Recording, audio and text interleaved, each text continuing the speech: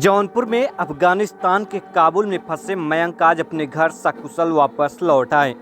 भारत सरकार कल 168 नागरिकों को अफगानिस्तान से भारत लाई थी, जिसमें से एक मयंक थे। मयंक आज सुबह जब अपने घर पहुंचे तो परिजनों के चेहरे पर मुस्कान वापस लौट आई। इस दौरान गांव में बड़ी तादाद में लोग मयंक से मिलने उनके घर पहुंचे। अफगानिस्तान के हालात लगातार खराब हो रहे थे, ऐसे में परिवार वालों की चिंता बढ़ रही थी। अब जब मयंक वापस घर लौट आए हैं तो पूरा परिवार भारत सरकार को शुक्रिया अदा कर रहा है। मयंक भारत वापस लौट आने पर उनकी दोनों बहनों ने भी रक्षाबंधन के एक दिन बाद उनकी कलाई पर राखी बांधी और भारत सरकार को धन्यवाद देते हुए कहा कि रक्षाबंधन के दिन मोदी जी ने उन्हें अनमोल तोहफा दिया। उनके भाई को काबुल से सकुशल दिल्ली ले आए। रक्षाबंधन के एक दिन बाद वो अपने घर पहुंचे और इस दौरान उनकी बहनों ने उनकी कलाई पर राखी बांधी। भारत सरकार को हमारा बहुत बहुत शुक्रिया कि रक्षाबंधन के दिन उन्होंने हमारे भैया को हमारे घर हमारे देश में वापस लौटाया। रक्षाबंधन के दिन हम लोग बहुत दुखी थे, मतलब बहुत ज़्यादा चिंतित हो रहे थे। वहाँ पे जो भी घटनाएं घटित हो रही थी, एयरपोर्ट से लोगों को अगवा कर लिया गया, हम लोग बहुत ज़्यादा दुखी थे। बट बहुत अच्छा लगा जब भैया का फ़ोन आया, मैसेज आया कि मैं सुरक्षित हूँ। हमारी सरकार ने हमें सुरक्षित दिल्ली तक पहुँचा दिया है। उसके बाद हम लोग राखी रख के वेट कर रहे थे कि कब आएंगे, लेकिन आज हमें सौभाग्य प्राप्त हुआ है कि हमारे भैया आए और हमने राखी बांधने का मौका मिला। बहुत बहुत धन्यवाद Modi ji. Thank you so much Indian government. क्या नाम है? आकांक्षा सिंह। चाहते हैं कि वो रक्षाबंधन के दिन हमारे भाई को सही सलामत यहाँ पे लेके आए। क्या कहना चाहेंगे? आपने राखी बांधी, क्या इंतजार था? हम लोग को बहुत घबराहट हो रही थी जब हम लोग न्यूज़ में देखते थे। हम लोग को अंदर से बहुत बेचैनी फील होती थी और बहुत ज़्यादा परेशान थे, दुखी होके बैठे थे। लेकिन जब रक्षाबंधन के दिन आ गए तो हम लोगों को बहुत सुकून मिला। रक्षाबंधन कल था और आज राखी बांध रही हैं, क्योंकि हम लोगों ने राखी नहीं बांधी थी। हम लोगों ने सोच रखा था कि जब हमारे भैया आएंगे तभी हम उन्हें राखी बांधेंगे। क्या नाम है? अपूर्वा।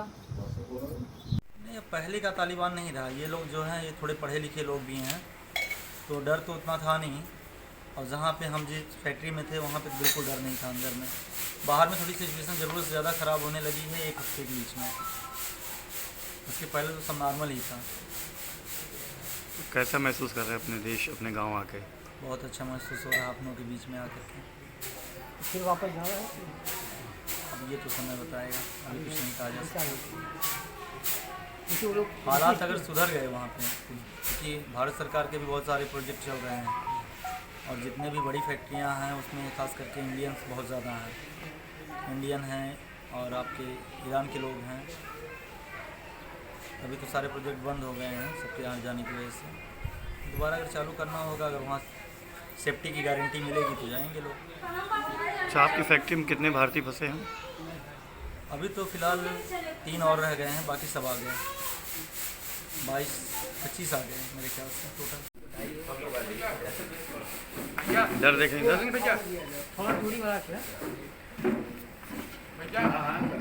ये कैसे फैक्ट्री से तो हमारे एमडी ने भेजा था हम लोगों को। एमडी की सहमति से ही हम लोग आए हैं। फैक्ट्री से बाहर आ गए, एयरपोर्ट भी आ गए। एयरपोर्ट से ही सारा रोल जो है भारतीय एम्बेसी का शुरू हो जाता था। कैसे एयरपोर्ट के अंदर दाखिल हुए इतनी, जबकि लाखों की भीड़ वहाँ है?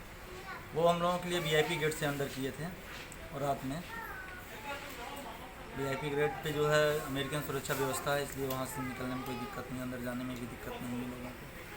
भारत माता की जय। भारत माता की जय। हिंदुस्तान जिंदाबाद। हिंदुस्तान जिंदाबाद। हिंदुस्तान जिंदाबाद। भारत माता की जय। भारत माता की जय।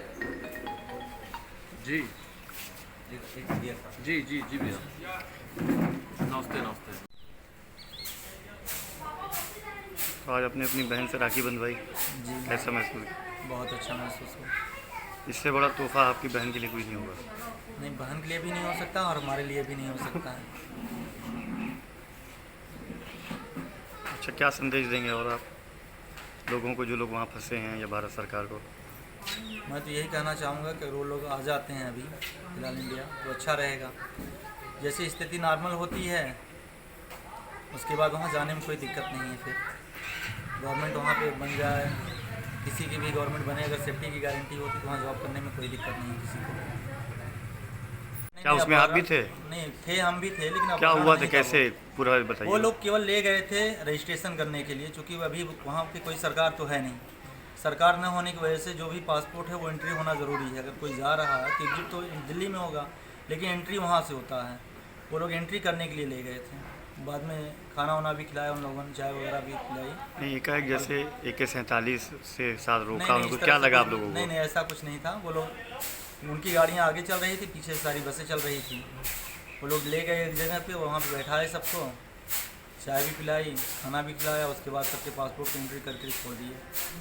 तो अपहरण की खबर नहीं थी? नहीं, अपहरण की ऐसी कोई खबर नहीं, ये गलत नहीं है। जहाँ ले गए थे कोई बिल्डिंग था या खुला एरिया था? नहीं, खुला एरिया था, अंडर कंस्ट्रक्शन बिल्डिंग थी उसके बगल में, वहाँ पे ले गए थे। जी जी, तो क्या हमने आपको खबर भेज दी थी। और देखिए, नहीं बहुत विशेष प्रॉब्लम नहीं है, लेकिन ये है कि इतना बढ़ा चढ़ा के दिखाया जा रहा है, करा वो दूँगा। इसलिए नहीं। पब्लिक थोड़ी सी पैनिक हो गई है ठीक है, मीडिया ठीक की है। वजह से। मीडिया ने जो बोल दिया कि हम यहाँ से ले जाएंगे, उसकी वजह से एयरपोर्ट वगैरह पे ये सब हुआ।